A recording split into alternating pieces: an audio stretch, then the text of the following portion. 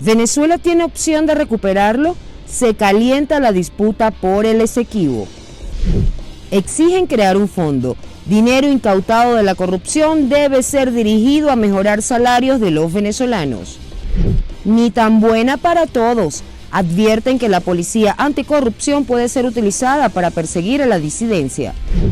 Otro robo a la nación. En 23 años, la administración chavista madurista ha gastado 316.000 millones de dólares en obras que nunca concluyeron. Ofrece información a cambio de protección. Una de las muñecas del petróleo de PDVSA llega a Estados Unidos en busca de refugio. Les saluda Mildred Manrique. Ya estamos listos para comenzar a revisar las informaciones más relevantes de las últimas horas. Tras el fallo de la Corte Internacional de Justicia el pasado jueves, analistas afirman que pese a este segundo revés para Venezuela en el juicio por el Esequibo, todavía nuestro país tiene opciones para lograr una victoria sobre Guyana en esta pelea por un territorio que es rico en petróleo y gas. Pero ¿cuáles serían estas opciones? Joan Álvarez nos cuenta. El pasado jueves, la Corte Internacional de Justicia falló en contra de Venezuela rechazando la excepción planteada por la administración de Nicolás Maduro y avanzando así en la demanda interpuesta por Guyana sobre el territorio Esequibo. Trata de la segunda disputa territorial más grande del mundo, luego del Sahara Occidental. De manera que estamos hablando de algo muy grande que está en juego en estos momentos, que está en riesgo en estos momentos, en la sede de la Corte Internacional de Justicia, en La Haya. Pese a ser un fallo en contra, la decisión de la Corte supone la exclusión del Reino Unido como participante de la disputa, lo que deja a las repúblicas de Venezuela y Guyana solas en el laudo arbitral que se mantiene desde el año 1899. Guyana ha estado logrando sus objetivos dentro de la Corte Internacional de Justicia en los últimos 5 años. Ahora la Corte va a la discusión de fondo del asunto que se refiere a los alegatos que presentó Guyana. Nuestro país todavía tiene algunas opciones dentro y también fuera de la Corte Internacional de Justicia. Una opción que tenemos dentro de la Corte es contrademandar a Guyana, pero para hacer esa contrademanda necesitamos admitir y tener una presencia plena dentro de la Corte Internacional de Justicia. Para el internacionalista Rajif Morillo, si Venezuela se retira del juicio desconociendo a la Corte Internacional de Justicia, este continuará de igual forma y supone un riesgo mayor sobre la disputa del territorio Esequibo. Venezuela siga en el juicio o se retire, este va a continuar y habrá una sentencia de la Corte, que por cierto las sentencias de la Corte son definitivas, son inapelables y son vinculantes, es decir, de obligatorio cumplimiento. El fallo celebrado por el gobierno de Nicolás Maduro no deja de suponer una situación compleja para el país, pues está en juego recursos naturales y yacimientos petroleros descubiertos recientemente que están siendo explotados por consorcios internacionales a través de empresas petroleras extranjeras. La tarde de este lunes, Diosdado Cabello confirmó lo mencionado anteriormente por Delcy Rodríguez en que realizarán una consulta pública sobre la posición que debe adoptar el Estado venezolano ante el fallo emitido por la Corte. Pero estamos preparando un documento de acción directa para que nuestro pueblo debata en todas las instancias cuál debe ser nuestra posición. Ahora, el país debe estar movilizado todo, porque el tema del Esequibo no es un tema, o de nuestra Guayana no es solo del gobierno, es del país. Desde Caracas, Joan Álvarez, Somos Impacto Venezuela. En otras informaciones de carácter nacional, revisamos lo que reseñan los medios de comunicación en Internet y nos vamos con impactovenezuela.com, que titula lo siguiente: Provea advierte que la policía anticorrupción podría ser utilizada para perseguir a la disidencia. Marino Alvarado, director de la organización no gubernamental, manifiesta que este nuevo órgano de seguridad podría ser utilizado para perseguir y detener a la disidencia política y los grupos que sean incómodos para Nicolás Maduro y su séquito. En una entrevista con el medio digital Crónica 1, el defensor de los derechos humanos explica que la creación de la Policía Anticorrupción no ha estado dentro de los parámetros de la claridad. Dijo que no tienen una sede identificada, mucho menos a sus autoridades y su estructura. Considera que esto se presta para graves violaciones de los derechos humanos. En 23 años, la administración chavista destinó más de 316.000 millones de dólares para obras que nunca se concluyeron. La organización Transparencia Venezuela realizó una investigación en la que logró identificar 246 obras que nunca fueron terminadas en distintos sectores como vialidad, transporte, vivienda, salud, educación, alimentos, energía y producción. Debido a la opacidad que ha caracterizado a la cúpula chavista, solo se logró obtener información financiera de 153 obras en las que se asignaron cuantiosos recursos. La inversión en estas obras representa, según Transparencia Venezuela, 7 veces las estimaciones del Producto Interno Bruto en Venezuela para 2021. Los estados con mayor cantidad de obras inconclusas son Lara, Barinas, Zulia y Bolívar. Asociación civil con la escuela. El 22% de los estudiantes falta a clases por trabajar para ayudar a sus padres. Se trata de la más reciente encuesta de la ONG que fue aplicada en 79 escuelas de 7 estados de Venezuela. El coordinador de Con la Escuela, profesor Oscar Iván Rose, informó que los docentes reportan que las edades de los estudiantes que trabajan están entre los 6 y 17 años de edad. Por otra parte, en febrero, la Asociación Civil aplicó una prueba piloto sobre fluidez lectora entre 162 estudiantes de tercer grado en el estado Miranda y Distrito Capital y encontró que un 63% de los alumnos tienen una fluidez lectora por debajo del estándar internacional. Calificaron estos resultados como una señal de alerta para la educación en el país. Nuestros corresponsales ya están listos para llevarles la mejor información de lo que ocurre en el país. Aunque ya hay un gran número de detenidos por corrupción en Petróleos de Venezuela, los venezolanos no confían en los procesos judiciales del chavismo y exigen que se revelen las cifras reales del dinero defalcado a la nación. Y una vez que se recupere ese dinero, que se cree un fondo para mejorar los salarios de los trabajadores. Génesis Pérez nos amplía. El reciente caso de corrupción en PDVSA ha despertado la incertidumbre de la población venezolana, quienes se preguntan cuál fue la cantidad de dinero sustraído y a dónde fue a parar. Incluso sugieren que este dinero sea devuelto para atender la crisis en el país. Debido a esto, representantes de Alianza El Lápiz hacen hincapié en que los fondos desviados de PDVSA deben ser recuperados para crear un fondo que permita la remuneración en salarios de los empleados del sector público, además de atender necesidades de escuelas y hospitales. Yo lo que le estoy pidiendo a los dos bloques de la corrupción, que prendan la luz y digan cuánta plata han incautado, cuánta plata hay, cuánta plata deben disponer los venezolanos y con cuánta plata se cuenta para indemnizar a los venezolanos de este daño tan oprobioso que están pasando en este gravísimo momento. Aunque en un principio se hablaba de la desaparición de 3.000 millones de dólares, la cifra podría estar superando los 20.000 millones, sin contar la cantidad de bienes confiscados a los implicados. No obstante, la administración chavista no ha rendido cuentas y mucho menos ha aclarado la cantidad de dinero desaparecido. Y este país no se puede enterar por un chisme de Twitter cuánta plata se robaron. El Lápiz le exige al fiscal general de la República y le exigimos al presidente Nicolás Maduro que rindan cuenta al país de cuánta plata estamos hablando. ¿Dónde tienen el dinero? ¿Cuánto es el tamaño del fraude? ¿Cuánta plata defalcaron a PDVSA? ¿Cuánta plata fueron los barcos que salieron sin factura? En respuesta, el número 2 del chavismo y primer vicepresidente del PSUV, Diosdado Cabello, hizo mención que la Constitución establece quién se encargará de administrar dicho dinero. Bueno, la demagogia da para todo.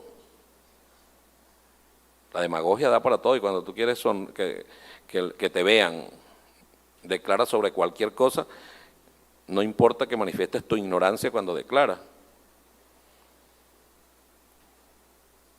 Él debería leer la Constitución, quién administra los recursos en Venezuela. Claro, ellos no leen esta Constitución.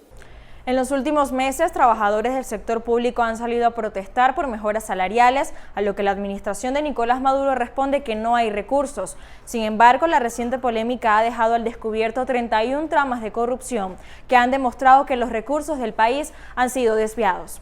Informó para ustedes Génesis Pérez, somos Impacto Venezuela. El gremio médico en Venezuela continúa reportando las carencias que tiene el sistema sanitario público. La alianza intergremial de este sector cataloga como grave este escenario, ya que la mayoría de los centros asistenciales no cuentan con tomógrafos, servicios de laboratorio, personal, entre otros requerimientos al momento de que llegue una emergencia. No hay un tomógrafo en el estado Lara público, no hay resonador. Y eso nosotros tenemos años, que hasta para tener una simple rayos X, para un diagnóstico, no la tenemos. En cuanto al tema de los insumos, muchos centros asistenciales en Venezuela en el pasado asueto de la Semana Santa no contaron con la mayoría de los medicamentos para atender a los pacientes que ingresaban por cualquier incidente. Te llegan soluciones que no son la cantidad requerida, te llegan antibióticos que no son todo, puedes tener escasez de medicamentos de urgencia, de suturas, de algún tipo de suturas, puedes tener déficit de inmunoglobulinas, de albúminas, etc. También otra situación que aquejó a los familiares de los pacientes recluidos en centros asistenciales públicos fue la falta de personal. Por lo menos en el caso de Barquisimeto, el gremio de enfermería ha reportado que faltan más de 800 trabajadoras de la salud en este principal centro asistencial ubicado en el occidente venezolano. Para Impacto Venezuela, Ramón Vélez. Un estado devastado por el colapso del sistema eléctrico no ve luz al fin del camino. Y es que hasta los semáforos de las distintas ciudades están dañándose por el regreso de las fluctuaciones y los constantes apagones. Solo en Maracaibo hay reportes de más de 52 semáforos sin funcionar. Nosotros tenemos ahorita mapeados 52 semáforos que vamos a abordar, que ya no los vamos a seguir trabajando desde prenderlos para que venga una fluctuación y no los dañe. El alcalde de la ciudad, Rafael Ramírez Colina, considera que una posible solución es la colocación de paneles solares o baterías que mantengan operativos los semáforos, incluso cuando no haya electricidad. Vamos a ir a un sistema de solar que permite incluso que cuando estén en off la ciudad, esos semáforos se mantengan al mejor estilo Cuartel Libertador. Ahorita lo primero que tenemos mapeado son 52, que son los que ya teníamos recuperados y que se van averiando con el transcurso del tiempo, porque es que al final hemos ido cambiando los mandos, los controles que llaman, pero cualquier fluctuación no los desactiva. Lo cierto es que la cantidad de semáforos inoperativos sigue en aumento, primero por el robo del cableado por parte de delincuentes y ahora por los bajones eléctricos. La falta de semáforos operativos ha incrementado la cantidad de accidentes de tránsito en Maracaibo, ciudad donde los ciudadanos no respetan ni siquiera los pares de las esquinas. Desde el estado Zulia, Edwin Prieto, Somos Impacto Venezuela. Amigos de Impacto Venezuela, según autoridades del municipio panamericano, las víctimas están perdiendo el miedo de denunciar, por ende las estadísticas. Panamericano es el municipio de Táchira con más denuncias de aberraciones. Según sus autoridades, en los últimos 2 años la incidencia se ha disparado porque se han visibilizado los casos. Relaciones incestuosas y violencia intrafamiliar preocupa al colectivo. Bueno, mira, si nos ponemos a ir a las cifras, se podría decir que está saliendo, son muchos más, pero está saliendo un caso cada 15 días, un promedio que te puedo dar. Por eso es que tú ves mucho en las noticias de ustedes de que sale la Policía Nacional o la Policía del Estado Táchira haciendo estos arrestos, estas detenciones debido a ese tipo de violaciones. En las escuelas se han logrado detectar muchos casos, por ende los consejos de protección y organismos de seguridad adelantan trabajos de orientación e inteligencia. Donde ella capta el comportamiento de los niños cuando se habla del tema. Ellos tienen su manera, su trabajo, su forma de conseguir ese tipo. Indagan al niño, se le meten y ha terminado de esas conversaciones más de 4 o 5 casos en los últimos 6 meses.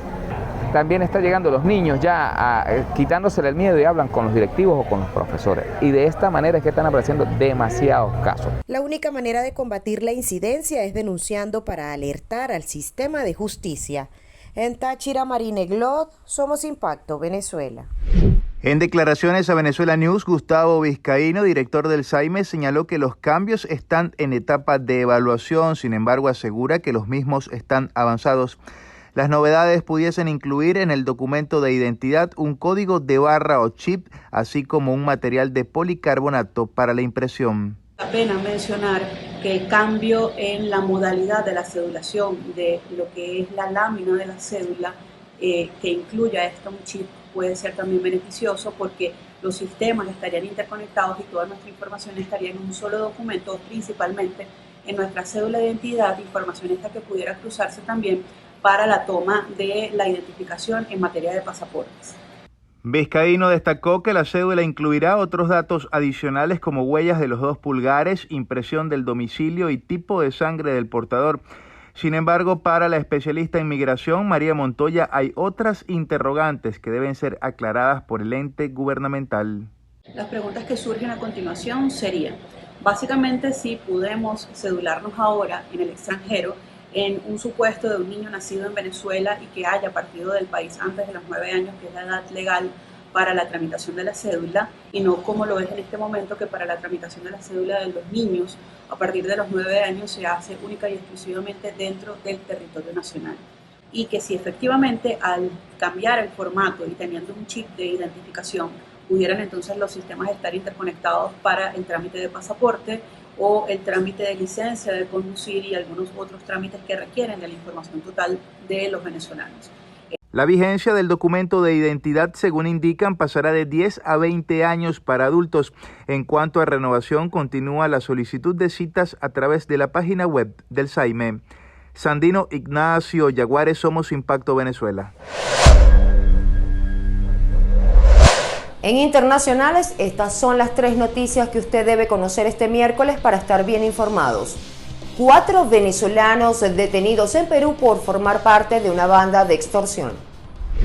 La Policía Nacional de este país detuvo en un gran operativo de este domingo a 11 integrantes de una red internacional vinculada a la extorsión mediante los denominados préstamos a gota y cuya sede principal estaba en el distrito limeño de San Juan de Lurigancho. El ministro de Interior, Vicente Romero, comunicó que entre los detenidos hay 7 colombianos y 4 venezolanos que presuntamente ofrecían este tipo de préstamos trampa para obligar a las personas a devolver el dinero con altos intereses bajo amenazas. Una de las muñecas del petróleo de PDVSA habría llegado a Estados Unidos ofreciendo información por protección. Se trata de la modelo venezolana Raylene Elizabeth Yepes, conocida como Ellie James, quien permanece prófuga de la justicia de la administración de Nicolás Maduro, solicitada por estar presuntamente involucrada en la red de prostitución y corrupción con el exdiputado Hugo Belroa en PDVSA. Una fuente extraoficial aseguró que la mujer habría dejado Venezuela para llegar a Estados Unidos buscando alcanzar una figura que le permita ser protegida.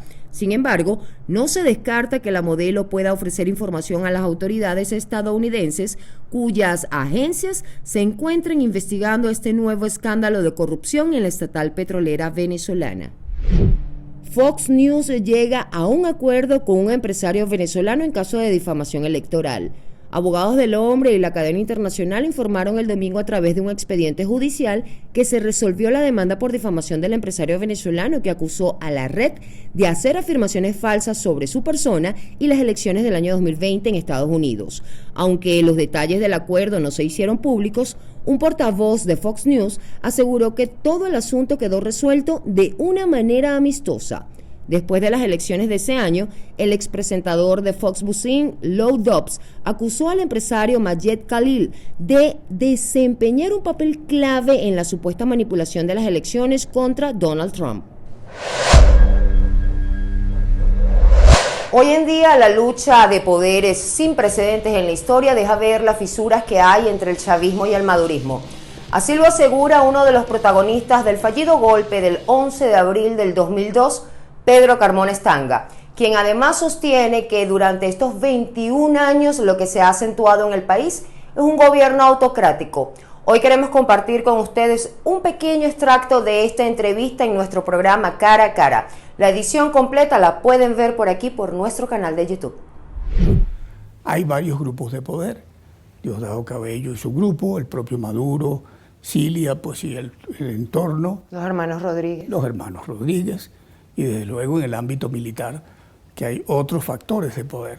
Diosdado creo que lo mencioné, ¿no?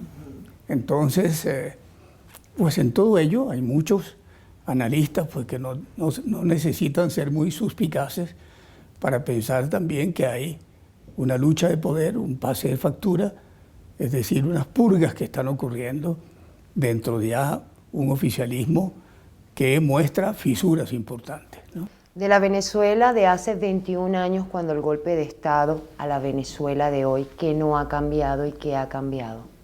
Yo no lo llamo golpe de Estado, lo llamo pues una crisis política que condujo a un vacío de poder que se trató de llenar con una convocatoria, un proceso de elecciones limpias, justas y con garantías, que es lo que sigue pidiendo el país.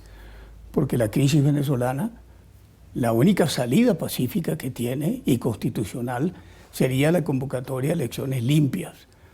Es decir, si se repite un poco el esquema de lo que se buscaba en aquel momento. Pero del 2002 a la fecha, pues han cambiado muchas cosas, se ha acentuado ese estilo autocrático de gobierno, donde pues los opositores o disidentes son perseguidos, son extrañados del país. Bienvenidos a Colombia en Vivo. Aquí les presentamos los hechos más relevantes que sacuden al país cafetero de la mano de nuestro equipo aliado de noticias RPTV. Hola, ¿qué tal? Bienvenidos a Colombia en Vivo. 3 jugadores de las divisiones inferiores del equipo Once Caldas fueron capturados por extorsión. La detención ocurrió en el sector El Cable en la ciudad de Manizales justo cuando recibían una suma de 500.000 pesos por parte de una estudiante universitaria de nacionalidad española para que le fuera devuelto su teléfono móvil, el cual había sido hurtado. Luz Fabiola Rubiano, la mujer que causó polémica por insultar a Francia Márquez y llamarla simio, fue acusada formalmente por los delitos de discriminación y hostigamiento agravado. El próximo 30 de mayo se conocerá la sentencia. El presidente de Colombia, Gustavo Petro, y el fiscal general de la Nación, Francisco Barbosa, tuvieron su tercer encuentro del año luego del rifirrafe entre ambos. En la reunión se tocaron temas sensibles como la ley de sometimiento a la justicia, la lucha contra el narcotráfico y los proyectos de la paz total, entre otros. Hasta aquí Colombia en Vivo, informó José Luis Mateus. Y hoy en video viral, Rafael Lacava lo dio todo en el Dracufest para dar la sensación de que en el país no hay crisis. El evento playero realizado en Puerto Cabello, Estado Carabobo, esta Semana Santa, ha dado mucho de qué hablar. El gobernador, como siempre, aprovechó el momento y no perdió la oportunidad para disfrutar y bailar reggaetón como si no hubiese un mañana. Por supuesto, esto despertó la indignación de las personas que reclaman que este y otros magnos eventos los realizan utilizando el dinero de los venezolanos. ¿Y quién critica? Una retalija de fracasados, un poco de pavoso, mediocre. Porque queremos interactuar con ustedes y conocer sus opiniones, en Impactos Venezuela publicamos diariamente en todas nuestras plataformas digitales la pregunta del día. Y la de hoy es la siguiente: ¿quién crees que es el mayor responsable ante el riesgo de que Venezuela pierda el Esequibo? En el Instagram de Impactos Venezuela, José Calderón dice que Chávez y Maduro, y que hay pruebas en videos que circulan en las redes sociales desde que Chávez estaba vivo. Allí anunció que Guayana tenía derecho a acceder y permanecer en el territorio en reclamo. Busquen y verán la traición de Chávez al pueblo venezolano y a nuestro territorio en reclamo. También por aquí César Villamizar responde que eso está claro. Los gobiernos de Chávez y Maduro que lo único que les importa es robar. Y ellos van a pasar como una gran nube negra en la historia de Venezuela como los peores gobiernos del país. En nuestro canal de YouTube, Jonathan David dice que nuestro Esequibo se perdió gracias a todos los gobiernos desde ese momento hasta la actualidad, porque ninguno le prestó la debida seriedad al asunto y con su mediocridad y conformismo llegamos a este punto de no retorno. También Richard sostiene que no solo nos quitaron el Esequibo, sino que están negociando el Esequibo para sus operaciones delictivas. Los venezolanos tenemos el deber de rescatar nuestro territorio. Leemos un último comentario y es de Ana Francisca Zoraida. Ella dice que Chávez le regaló el Esequibo a ese gobierno a cambio de apoyo político y así se fueron los miles de guayaneses. Pero ese territorio es nuestro. Pero figúrese, aquí nos morimos de hambre. Más territorio para que sigan robando. Es inmensamente rico en oro, petróleo y mucho más. Gracias a todos por participar. Seguimos con más. Ya van casi 100 personas detenidas por la trama de corrupción en PDVSA, pero la pregunta del millón es, ¿dónde está Tarek? Así lo refleja Fernando Pinilla en la caricatura del día. Conocer el paradero de Tarek El Aizami, señalado como el principal responsable de las tramas de corrupción en la estatal petrolera más importante del país, se ha vuelto prácticamente un juego de adivina dónde estoy o buscando a Tarek. Y a pesar que ya hay un gran número de implicados detenidos, de El Aizami, quien fungía como ministro de petróleo, no se da detalles y hasta se evita mencionarlo, lo que parece indicar que estaría siendo protegido por la administración chavista madurista. Amigos, llegamos al final de este informativo. Gracias a todos por acompañarnos cada día en el noticiero de todos los venezolanos. Recuerden visitar www.impactosvenezuela.com, seguirnos en nuestras redes sociales @impactosve y suscribirse a nuestro canal de YouTube. Manténganse bien informados. Hasta la próxima.